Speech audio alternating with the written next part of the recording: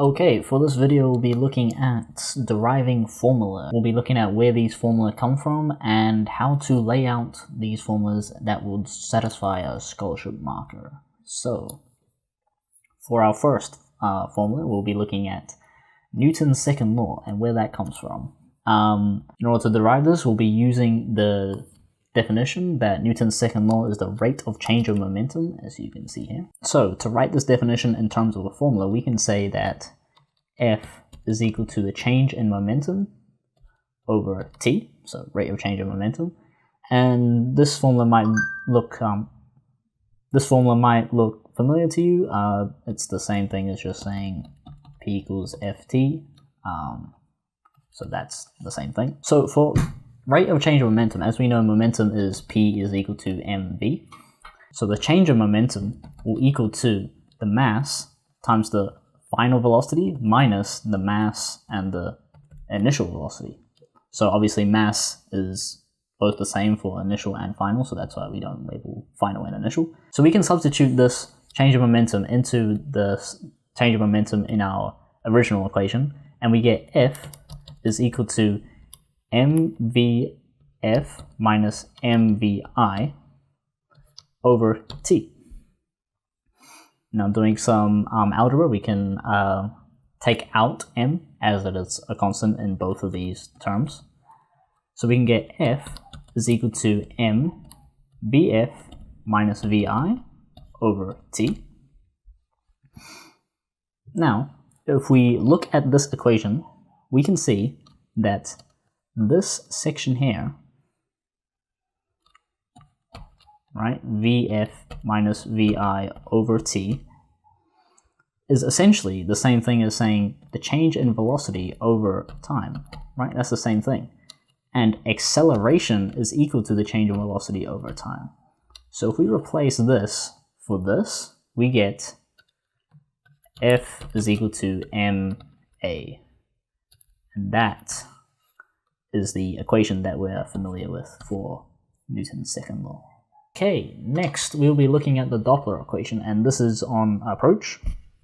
So if we think about the Doppler, we have a point, and that point is going, so the point is the source, and that's going at velocity, so Vs, velocity of the source. That source is emitting wavefronts, right?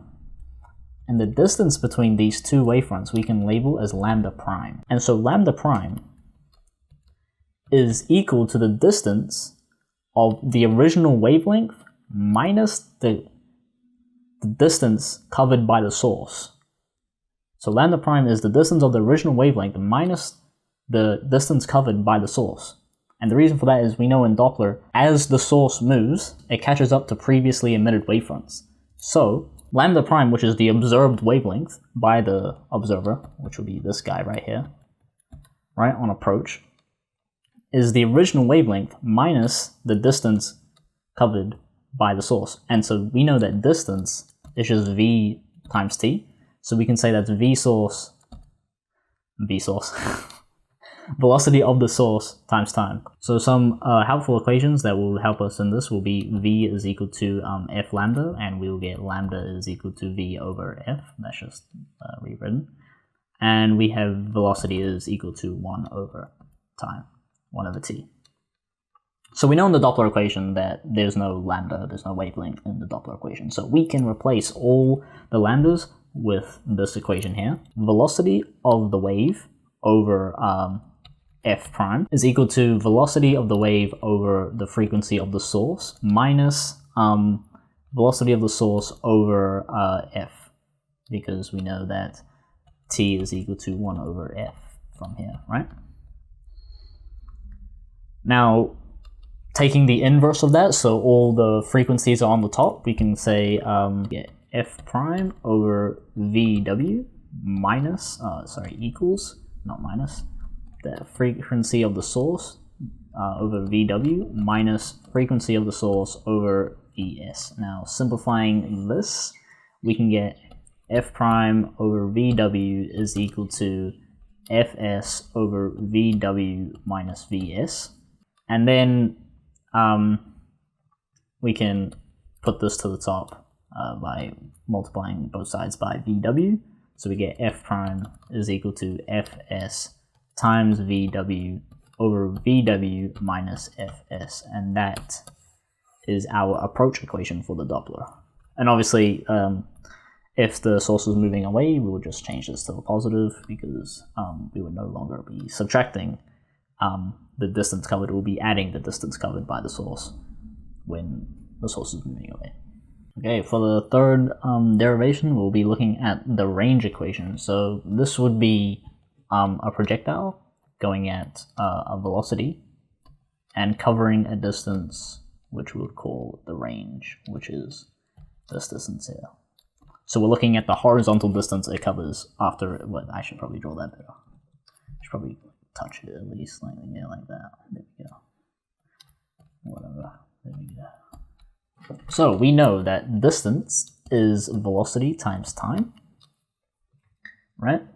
And if we take, we know our velocity is going at a tangent right there, right? So if we put this as a right angle triangle, right? We take this as a right angle triangle like that, and we have theta here, and this is v. The horizontal component of our velocity will be v cos theta, right? Because this is the adjacent side and this is our hypotenuse, so we get v cos theta using trigonometry. So distance, which is we have labeled as r, which is our range, is equal to v cos theta t, right? We'll replace this for just the horizontal component of velocity. So that is our first equation. Equation number 1. Let's label this like this. 1. Okay. Now, to get our second equation, we'll need to get the vertical displacement. We can see that our vertical component of our velocity is v, change the color, v sine theta, because this is the opposite side and we still have our hypotenuse. So v sine theta is our vertical, and this is horizontal. Okay.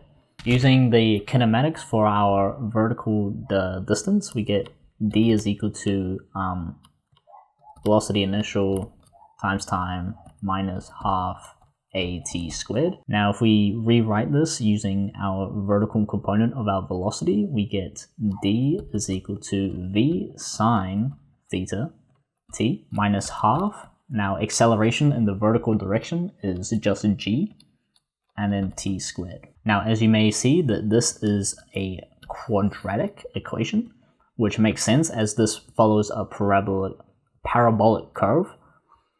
So when t is equal to 0, this will be this point right here, right? When that was our first x-intercept, you could say, when t is equal to 0. That's that point right there, because time hasn't started and the ball hasn't even moved. So that's when t is equal to 0. So what we're trying to find is this point here, right? So that will be our second solution. So as we know, in order to find the solutions of a quadratic, we make it equal to 0. So we go 0 is equal to v sine theta t minus half gt squared. Now, factorizing this out and taking out the t, we can t is equal to half gt minus v sine theta is equal to 0. Now we know that this, when t is equal to 0, that's just the starting point, right? So that's not the one that we're looking for. So the one that we're looking for, the solution we're looking for, is when this is equal to 0. So half gt minus v sine theta is equal to 0. So half gt is equal to v sine theta. Sorry, that's not squared. That's not to be squared. There we go. Now rearranging to get everything onto this side except for t, we get t is equal to 2v sine theta over g. So now this is our second equation. As you can see, we have a t here, and this is what t is equal.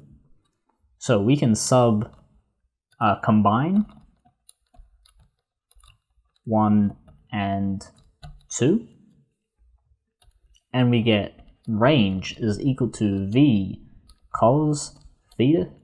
Sorry, not t. We need to replace t with 2v sine theta over g, is it? Yep.